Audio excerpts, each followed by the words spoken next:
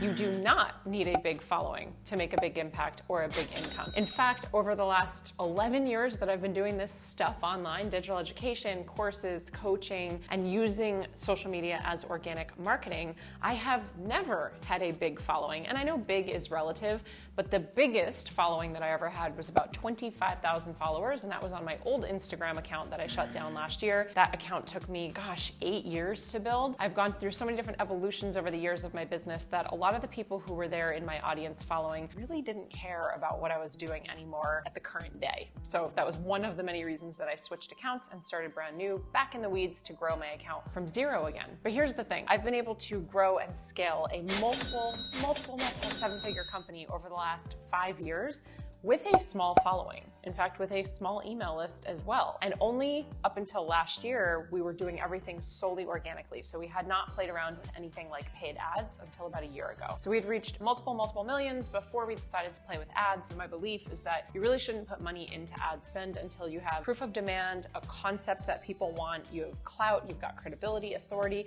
your product and program is already built, it has legs to stand on, and there are people asking you for your product or program. Additionally, I would wait until you have great testimonials and results, case studies that you can plug back into the marketing. You can absolutely be building your business from zero, from just a small following. So I want to break down a couple of the things that I have seen happen over the years. Just a couple weeks ago, one of my clients had 327 followers on Instagram. He launched a program that we had been working on together in our signature program, Empower, and he enrolled a handful of people where he was able to make thousands and thousands of dollars. He made more than his investment in Empower with just 327 followers. And I have so many case studies like this. In fact, our most financially successful and lucrative launch out of all of our clients was a gentleman who had 236 followers, and he actually had a 6-figure launch. But what I've seen more often than not is actually people come to me who have lots of followers, like mega influencers. I'm talking 500,000, 1 million followers, 250,000 followers, and they can't actually monetize. They've been struggling to sell products and programs. They don't know how to. Or they've put things out like products they want to sell or programs they want to sell, and it falls flat. So what gives? They've got this massive following and they're not able to monetize. And what I want you to take away from this episode is that followers do not equal revenue. I can't say that enough. So when it comes to social media, we don't need more followers, and followers does not equal revenue. So what does equal revenue? Well, there's a lot of things that go into this, and really what I want you to focus on is how can you, number one, better serve the audience that you already have? Like, who is in front of you? Do you have quote unquote low-hanging fruit? Are there people who already want what you have? Are there people who are following you for a particular reason and they're just waiting for you to put something out? So rather than focusing on going wide and getting more, can you focus on going deep and really build those relationships? Really start to hone in on the market research, the relationships, the feedback, getting people that are in your current audience, if it's the right audience, if you haven't gone through some major pivots and evolutions, right? Can you put them into a product or program? Can you enroll those people first? Can you have deep conversations where you're actually talking to them about what are they currently going through? What have they tried in the past? Where do they want to go?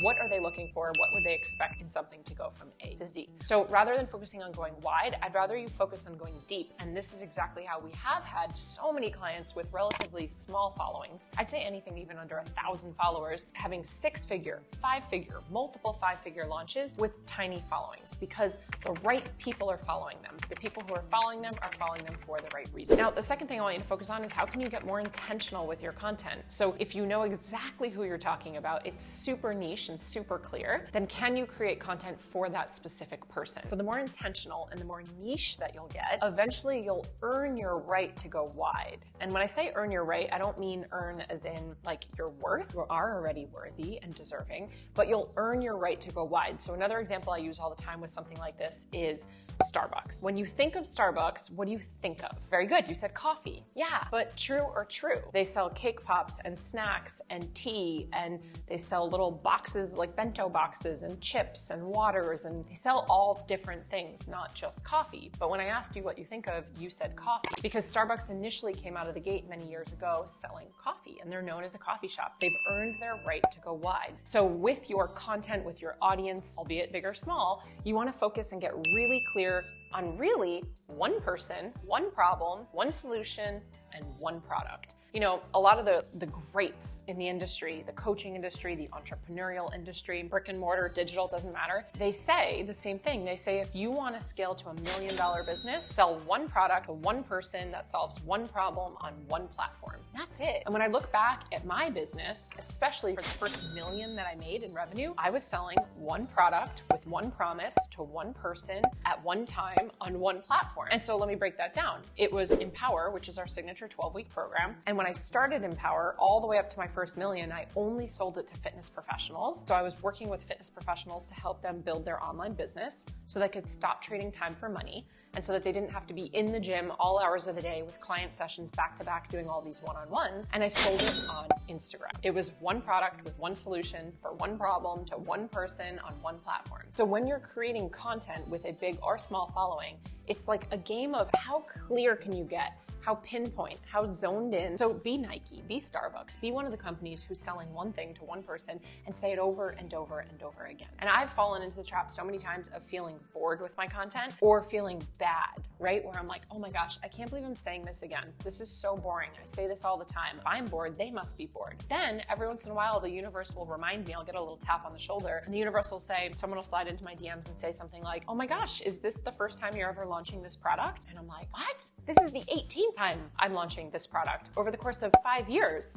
Like, where have you been? But what that is it's a reminder that most people aren't seeing our content and most people aren't keeping tabs on our content. They're not paying attention the way that you're paying attention. So it is our job to remind them over and over and over. An analogy here or a reminder here is sort of how commercials work. And every commercial break when you're watching a show or a sports game, it's like the same commercials come up every single time there's a commercial break. And they're paying big bucks to get those commercials during those commercial breaks. But the reason that they're doing it over and over and over is because they want to be front of mind when you're thinking of that pain or that pleasure, right? The problem, the challenge that you're having, and the solution or the desired outcome that you want, they want to be in front of your mind. They want to be there all the time. And it takes us a good 7 to 20 times to hear or see something before it really anchors in. And the more pain that we're in, the quicker that will happen for us. Do you need a big following? Absolutely not. Do you need to know exactly who you're talking to and the problems that you solve? Yes. What I would say is if you have been working on your content and you're not seeing the needle move, practice your messaging. Work on your messaging. Most often, especially when you're selling and promoting something, if people aren't buying into it, even if it's a free opt-in, it's probably not the product or the program that's the problem. It's probably a messaging disconnect. They might not see the value in what it is that you have to offer. And that could even be a free thing. They might not see the value in the free thing that you're offering. So ask yourself, are you using their language and their verbiage? Are you getting super clear, or is it really broad and fluffy? Like, build a business that you love, live your best life, feel confident in your body, right? Like, that's very fluffy and broad. Test your messaging over and over and over and check your data and your analytics. And look for themes and patterns. That's your job as a business owner and a content creator. So it's not just, oh, cool, this one got shared a bunch of times. It's, cool, this one got shared a bunch of times. Let me take out my magnifying glass and let me see why. What was I talking about here? What was the angle I came from? What time did I post it? Was it relevant to something that was trending? Take a look and get really curious. A big following does not mean a big income or a big impact. Disassociate yourself, detach from the numbers of followers, and really focus on what you're serving. Don't worry about getting people, just give value. Don't worry about selling to people, just serve.